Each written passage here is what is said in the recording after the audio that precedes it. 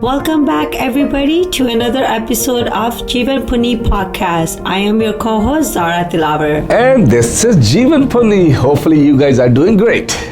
I'm doing great, except the cold weather that we have here. I think we're expecting to drop even further. These temperatures are killing some of us. But hey, this is Canada, snow, Canada igloos. I guess that's what we're all about. The weather is cold and the market is hot. Yes.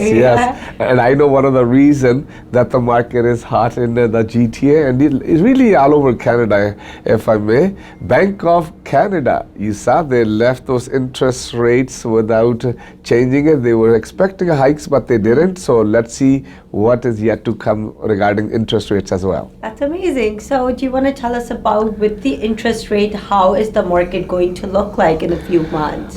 What we're anticipating, even though I'm not a mortgage agent or anything, so I just want to mention that beforehand. The Bank of Canada did not change any interest rates, and but the reports are still coming that most likely the bank rates will be changed, or interest rates are they will be escalating, if I may. I don't know, 0.25%, but that remains to be seen.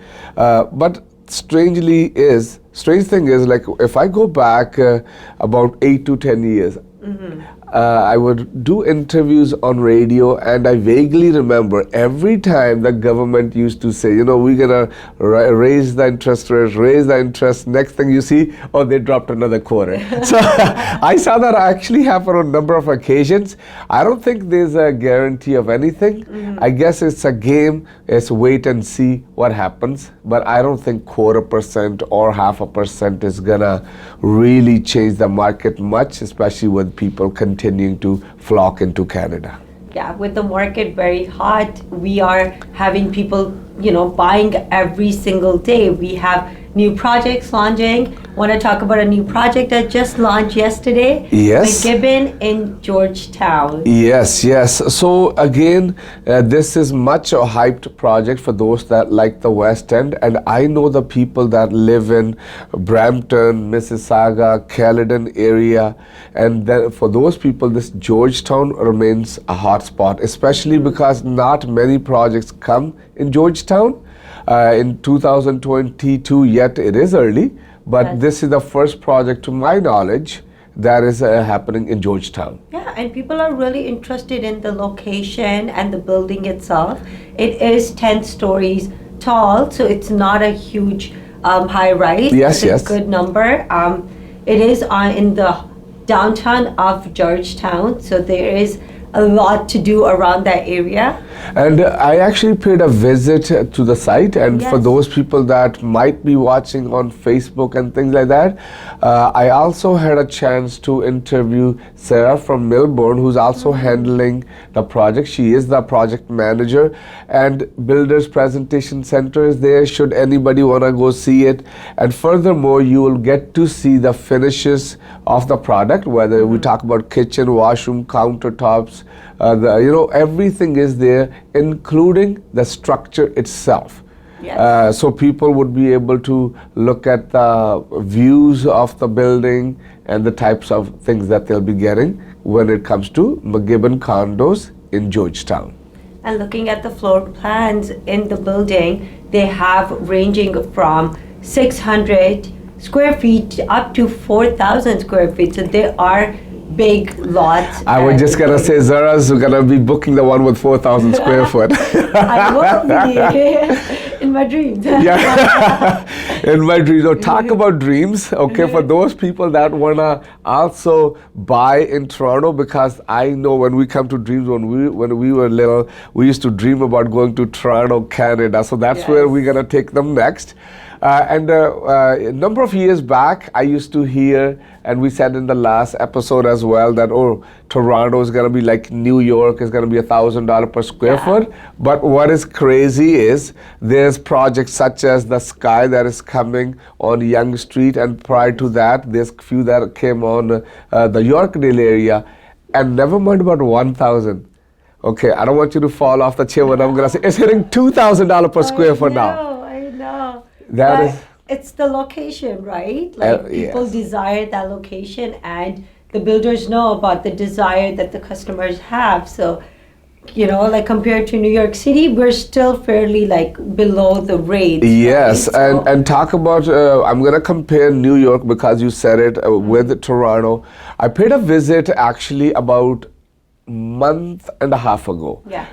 to New York, and I'm looking at my phone searching new projects over there. Literally was I go, okay, we've already done a lot of work over here. Why not tap into New York? And so Yeah. I did pay a visit to a few builders and see how we can work together. And I'm looking at the prices they're showing, $5,700 per square foot. I'm not even worth that much.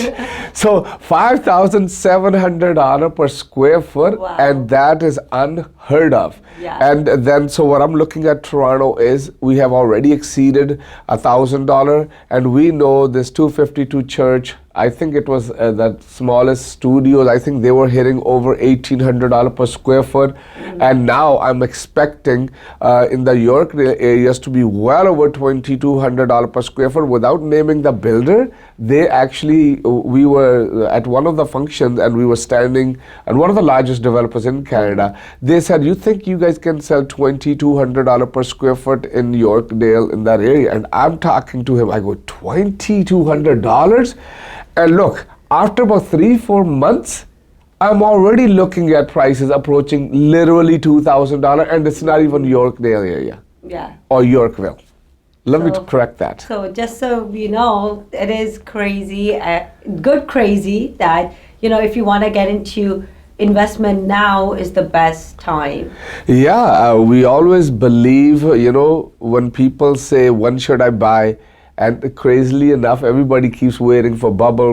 They've been waiting for like the last 100 years. And for the people that don't purchase, Yes. okay, then they're looking at how far behind they stay. I've always seen this, Zara, even if the prices do go down a bit, okay, or they become stable, real estate, I continue to say, is the best investment there is, and historically, I think it's been proven over and over. Even if the prices do go down a bit, they after a while they come back up. Yeah. Always have happened. And present always looks expensive, and I've said this various times before as well. The people that buy right now, and if they look further into future after 2-3 years, they're gonna say, thank God I purchased it at that time. Yes. And usually neighbors, your friends, relatives are the first one to say, don't do it. How are you gonna afford this? You're gonna get stuck, you won't be able to afford it. For But sure, yet, yeah. the people that do purchase, they always find a way to afford it. Yes. Because how often do you hear, oh, the properties are not being closed? People do manage to close. They find a way. They might have to make sacrifices at other places. That is a decision you as an individual have to make. If you do want to get into it, you got to get into it as soon as possible. I'm talking to real estate because, man, I don't look any slowdown. I just can't see, and this is my personal feeling, I just don't see a slowdown, at least not for a year or two. I don't see it because the supply is so limited, and because of that, I do believe the prices continue to go up. No, for sure. Just because you mentioned the supply is very limited, that's for sure, right? 'Cause I think Zara's buying most of the homes around here. I keep taking them. Yeah. So before Zara takes them all, you guys got to make sure you got your finances in place and see if you can make that move into purchasing a home, condo. I talk about a home or a condo. Okay, this has also happened in the past. You will see sometimes the homes are selling more, sometimes the condos are selling more. I think once the home prices go out of reach, people are left without any choice but to buy a condo, stacked townhouses, maybe even a townhomes. And even townhomes now are hitting well over $1 million in the surrounding areas. For sure. I was just on Trap. They released their new report on what is the average prices in the cities, and we have hit 1.1 for There you go. townhouses. That is unheard of before, and Yeah. even when we used to buy detached homes for $400,000-500,000, yes, this is a little while back, and we used to say, "Oh my God, the homes are so expensive," and they were detached, and now townhomes, and even in Oxbridge, I think it was on MLS last week as well. For the first time, they have hit our price of townhome real sales in resale over $1 million. So that's what we're saying. So guys, in conclusion, we're gonna just say, if you do have any type of affordability, and if you can sacrifice others, which you might have to do for the long term, do make those small sacrifices to see if you can become an owner of a property sooner than later, because the prices are simply becoming out of reach for those people that are first time home buyer, or even maybe investors with very little down payment. Look into it sooner than later. That's all I can recommend, and hopefully you guys all will be owners of a home or a condo soon. So Zara, I think with that, that should be enough information, at least from my side for today, regarding where the market is headed and how the current status is, including hopefully the interest rates will not go high too much.